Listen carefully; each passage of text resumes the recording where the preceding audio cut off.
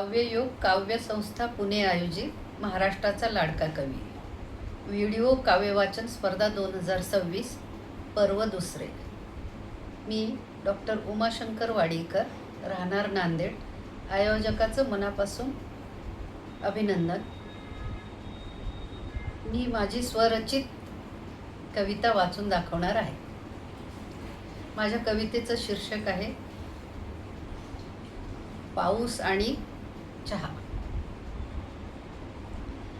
झोपेतच पहाटे पहाटे पावसाची चाहूल लागली.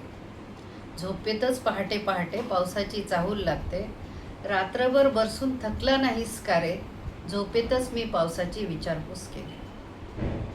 आल्याच्या चहाचा गजर आला, मग डोक्यात वाजू लागतो. तिकडे गॅसवर पाणी उकळून त्यात अलगद आलं किसून पडतो. चहापत्ती थोडी मध्यमच, एक वेलची सोलून टाकलेली, अर्धा पाऊण कप त्यात टाकून चहागाळणी धुवून घेतलेली.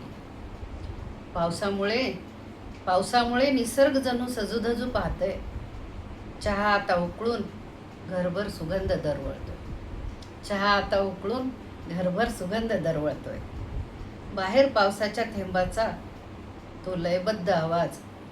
बाहेर पावसाच्या थेंबाचा तो लयबद्ध आवाज. उठा चहा घ्या, उठा चहा घ्या, कानावर आलेली हाक. सारं दुखणं पसार होतंय. आळस झटकून पाऊल बाहेर पडतं. मन कसं असं भरून जातं. चहा पुढे सारं जग फिकं पडतं.